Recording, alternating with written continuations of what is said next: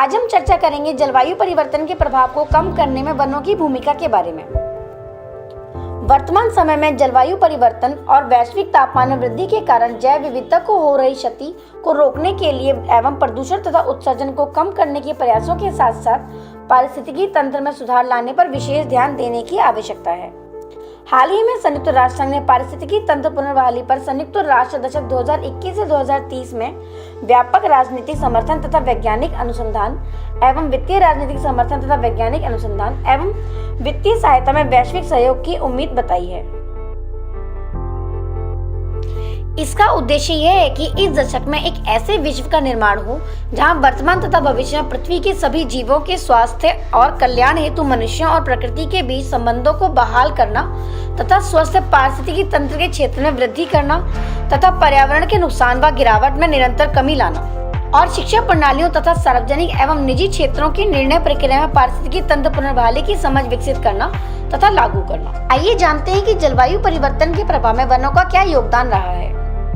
वनों का योगदान जलवायु परिवर्तन के साथ साथ हमारे दैनिक जीवन में भी कई ऐसी महत्वपूर्ण भूमिका निभाते हैं। वनस्पति एवं पेड़ पौधे प्रकाश संश्लेषण के माध्यम से पर्यावरण से कार्बन डाइऑक्साइड को कम करने में भी महत्वपूर्ण भूमिका निभाते हैं तथा उसके साथ ही मृदा भी पशुओं और पौधों से मिलने वाले जैविक कार्बन को अवशोषित करने में एक महत्वपूर्ण भूमिका निभाते हैं। एक रिपोर्ट के अनुसार विश्व की कुल स्थलीय जैव विविधता का लगभग 80% भाग वनों से ही संबंधित है तथा वन प्रत्येक साल स्वस्थ मिट्टी और स्वच्छ जल के अतिरिक्त लगभग 70 से 100 मिलियन अमेरिकी डॉलर की वस्तुएं एवं सेवाएं भी उपलब्ध कराते हैं।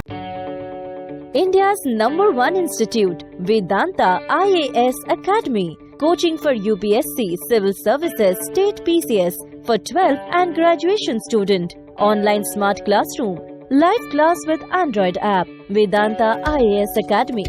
Contact number 9911753333 or visit www.vedantaiasacademy.co.in. Branches at Rohini and Mukherjee Nagar, Delhi. अब हम चर्चा करेंगे जलवायु परिवर्तन से निपटने हेतु किए गए प्रयासों के बारे में।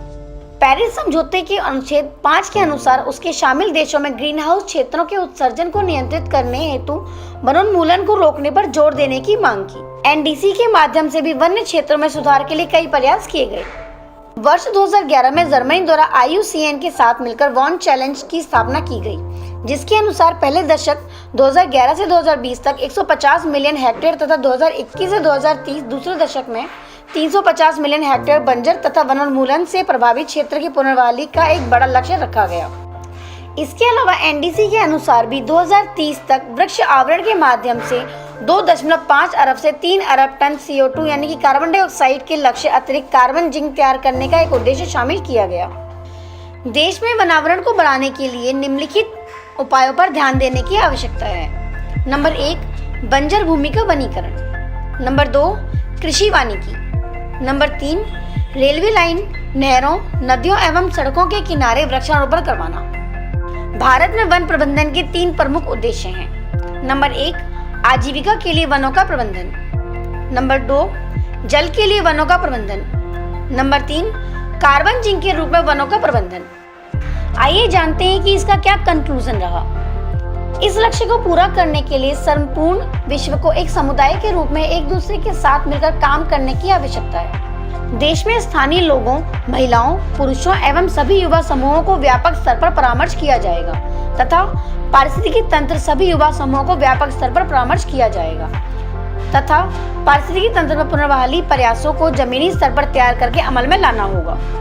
वर्तमान में केंद्रीय पर्यावरण, वन एवं जलवायु परिवर्तन में मंत्रालय के तहत वॉन चैलेंज की निगरानी के लिए स्थापित समिति को इस परियोजना के मार्गदर्शन और समन्वय का कार्य दिया जा सकता है तथा योजना के क्रियान्वयन की निगरानी के लिए ग्रीन इंडिया मिशन के निगरानी फ्रेमवर्क और व्यापक संकेतकों को एक आधार के रूप में उपयोग किया जा सकता है।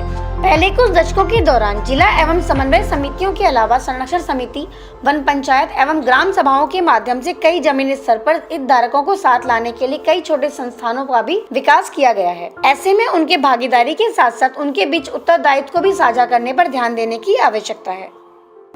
धन्यवाद। अगर आपको हमारी वीडियो पसंद आई तो चैनल को सब्सक्राइब करें और बेल आइकन को दबाएं। धन्यवाद।